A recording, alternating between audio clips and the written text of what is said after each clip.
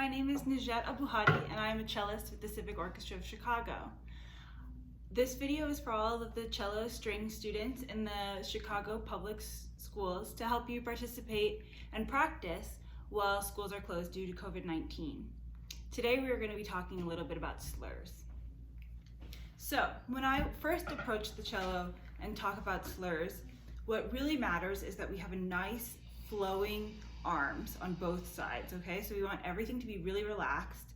Can you relax your arms at your side like I am? Both of them. Our arms are always working together and everything we do is connected, right?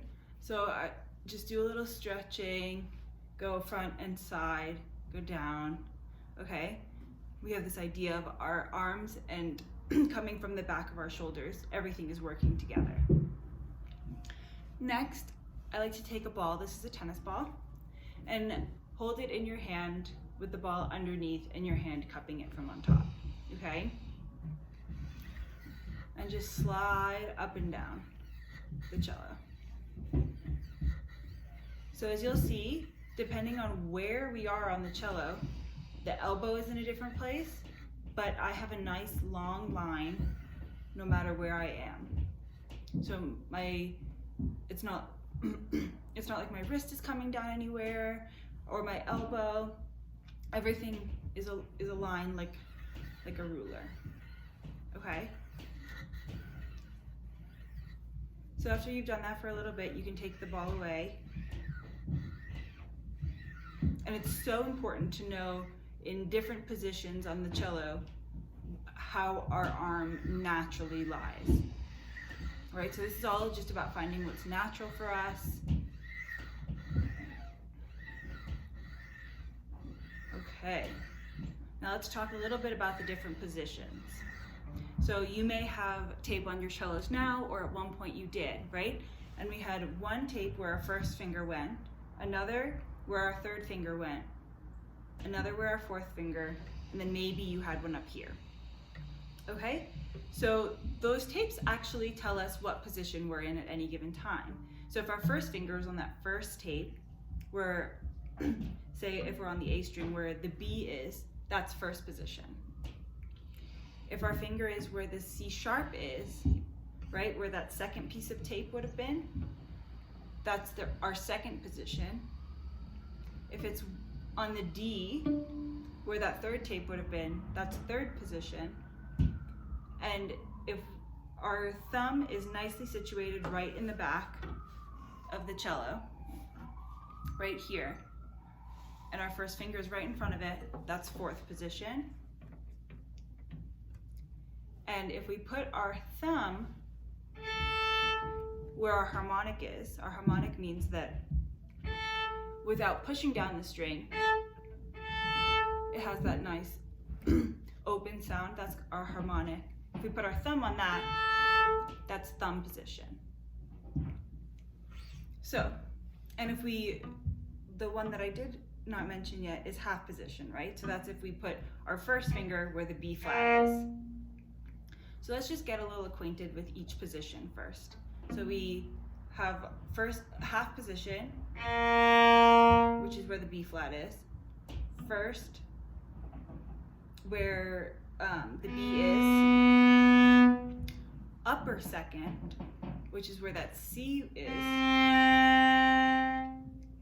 second, lower second, where the C sharp is,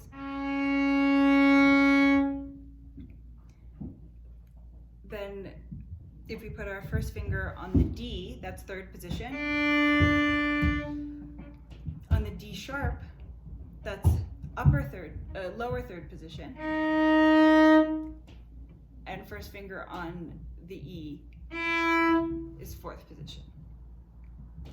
So at the beginning of this video, I played a little snippet of Rachmaninoff's Vocalise. In that piece, you could see it stayed, I think, extensively on the A string, but played in a bunch of different positions. I started off in fifth position, slid back to fourth position, then back to third, to lower second, first.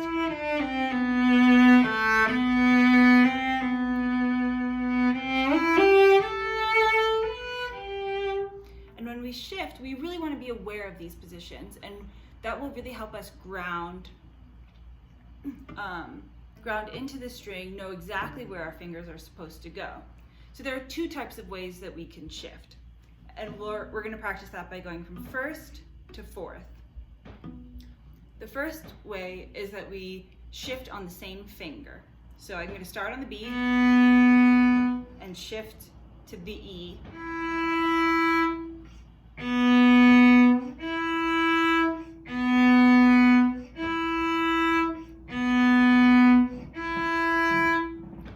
The second way is to shift from one finger to a higher finger. So that's going from our first finger, say, to our third finger. And when I shift, the motion of the shift is still going to be on my first finger, and then when I get there, I'll put my third finger down.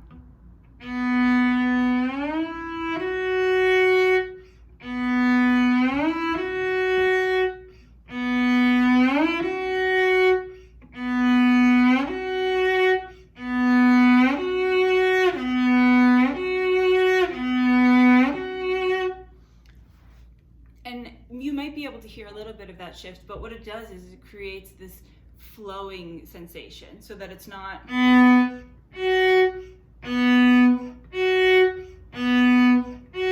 as choppy. You see, so we slide and just put our second finger down, or the finger that we're shifting to. Then there's another way where we can shift, put the finger that we're aiming towards, so in this case the third finger, put it down before we shift.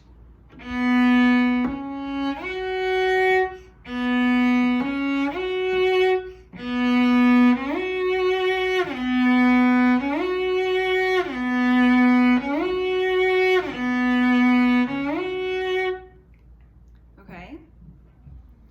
So my favorite way to practice shifting, to get an idea of it, is to do it through scales, right? So when we're doing it through a scale, our elbow, keeping this nice long line, is going to shift, is going to move when we hit a new string or a new position.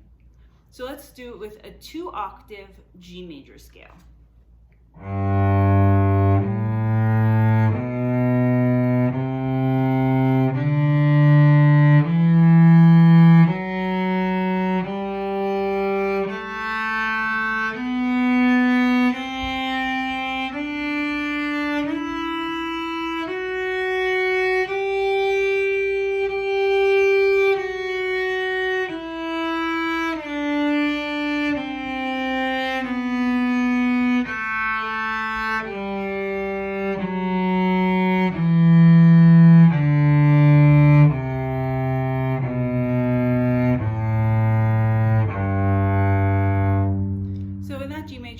We shift twice. We shift when we go from first position to fourth, and when we come back down.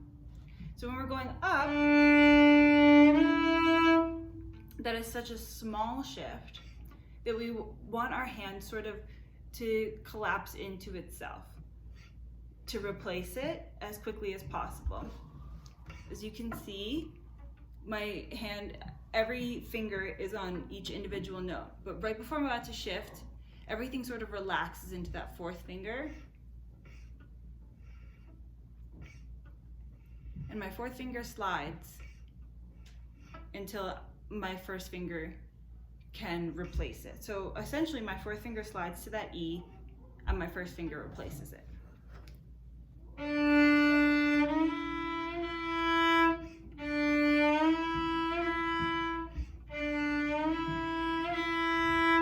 So that shift essentially happens in 3 parts. So we have the first shift,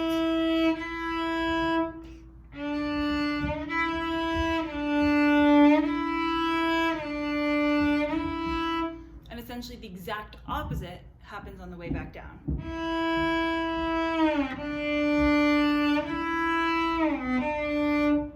So my my first finger will slide back to its most comfortable position, which is first, and the fourth finger will come down.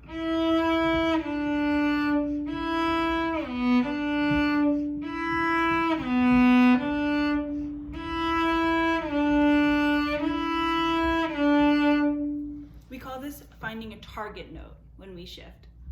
A target note is a note that you know that you're going to hit every single time that you play it. And if you have a target note when you shift, you'll feel so much more comfortable headed to that certain place, right? So we know where the first finger on the cello goes in first position. And so then you just put the fourth finger down right after you get there.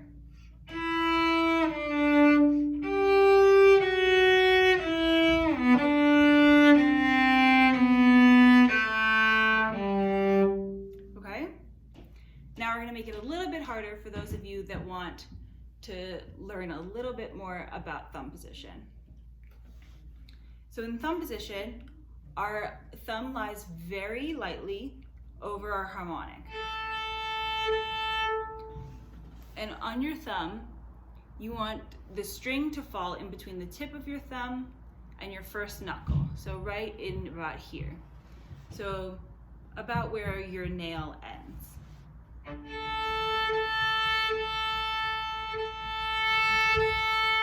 So just get comfortable and just leave your thumb there and go back and forth 4 times. So as you can see, both of my arms, they're working together like we talked about at the very beginning. They're in the exact same place and sort of like bird's wings, right? And they're comfortable and situated, and I feel very comfortable approaching the cello. This is really important in thumb position.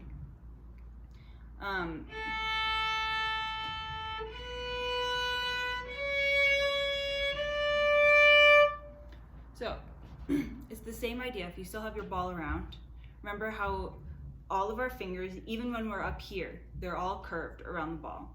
All we do is take the ball away, and we want those fingers to stay curved. So just like when you have nice curvature in your fingers up in first position, you want that in thumb position, which can be especially difficult for some people with the first finger. I know that it is for me.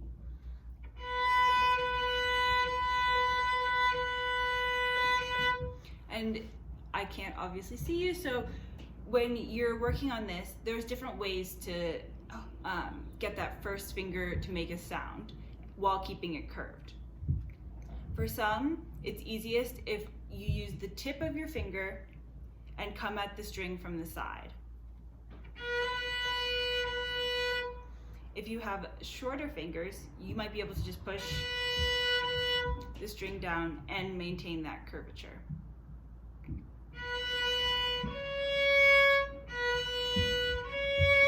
Between these notes is what we call a whole step.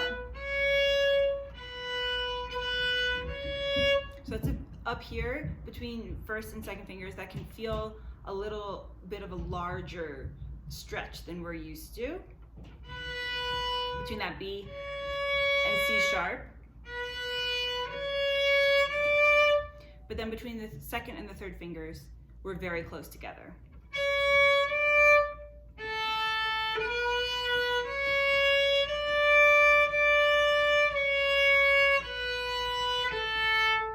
I just want you to get comfortable. So for a few minutes, just take your own time and really go back and forth between the different fingers so you can skip around.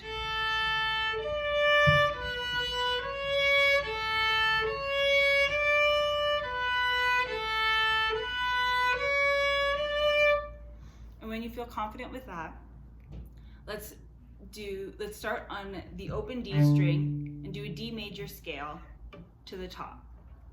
So you have D,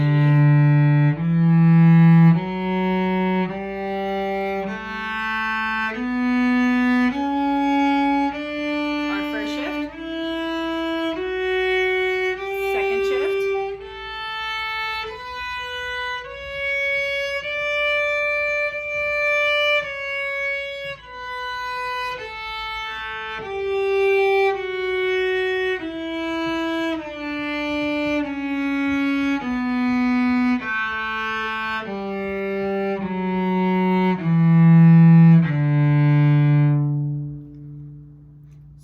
practice that, going up and back down, and work on these little shifts in between.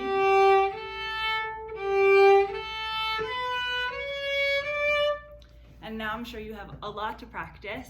I hope you and your families are staying safe and healthy, and you have a little bit more cello exploration to do in the weeks ahead. Bye-bye.